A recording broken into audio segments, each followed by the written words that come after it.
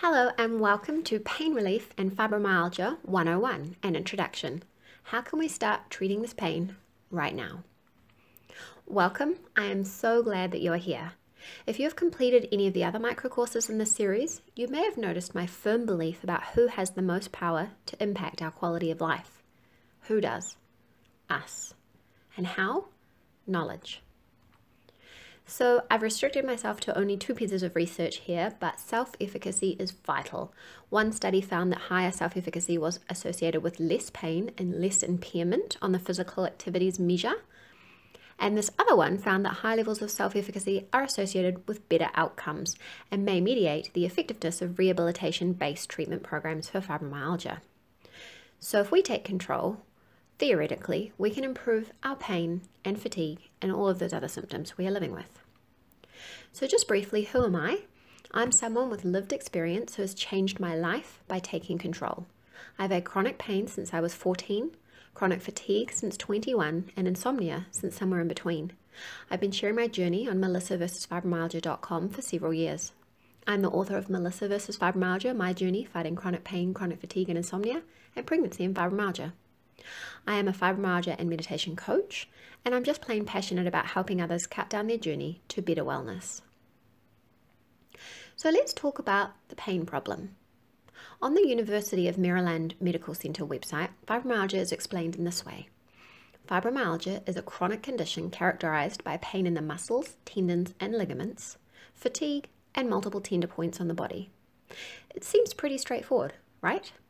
Except that where we feel the pain, how we feel the pain, and how the pain responds to treatment is different. Our contexts are so vastly different that what works for me may not work for you. So in this micro course, I will share research, options, and my experience.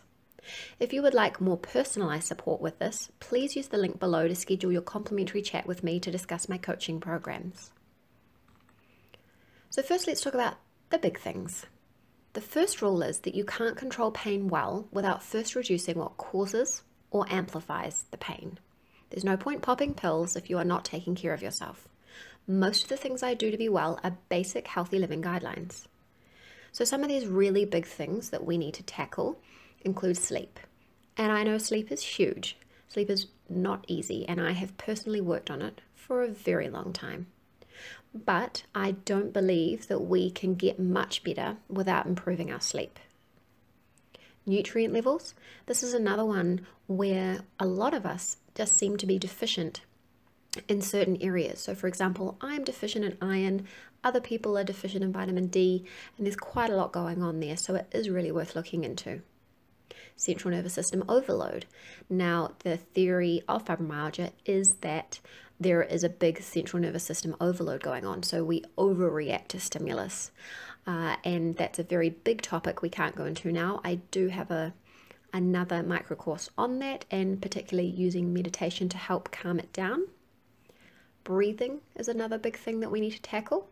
Gentle movement, food as fuel, pacing and rest, and perpetuating factors like stress and other illnesses. Tell me in the comments below, which of these are you working on at the moment or would like to? The small things. Every single day we make many choices. We can do a heap of small things to impact our quality of life, as well as enacting the pain-specific options, which we will get into next. So things like drink enough water, breathing well, pacing and rest, prioritizing nourishing food. So I personally don't believe in making food a battleground. I do believe in really prioritizing good food like whole grains, fruits and vegetables. And this way you have less space for the less nourishing food, but you haven't made it a battleground. Incorporate gentle movement. So whatever that means for you right now, if that's stretching, start with stretching. Give ourselves 10 nice minutes. So that's give yourself some nice time in the day where you are thinking about something that really makes you happy or doing something that makes you happy. Maybe that's coloring, maybe that's calling a friend, maybe that's sitting outside with a nice cup of coffee. Just give yourself nice little bits of time. Get outside and practice gratitude. All of these things are small and simple, and you can do a little bit each day. Tell me in the comments below, what small things do you do each day for your well-being? So to start off our talk around pain management for fibromyalgia, I'm going to share my 5 favorite daily pain relief mechanisms. Number 1 is my heat pack. If you have followed me for any amount of time, you will have heard me talk about my heat pack. It's the first thing I ever had way back when I was not coping so well and didn't know anything about fibromyalgia. I had my heat pack. I use it multiple times a day. Meditation. Meditation has been huge for me, and I meditate every single day. Essential oils. At the moment, I'm really loving copaiba and frankincense, and I have it in a rollerball, and I apply that wherever I need it for muscle pain.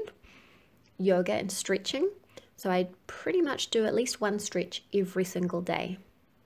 And a hot shower and bath. Hot shower and bath is enormously refreshing and restorative for me. It gives me time out. The heat is really useful for my muscles. It's just all around a really great natural pain relief mechanism. And so we've got a template here. It's the things I'd like to try template. And I've got an example here to show you how to use it. So for example, copaiba essential oil and some notes on it. No interactions with anything I take. Use for muscle tightness and pain. Or MSM supplement.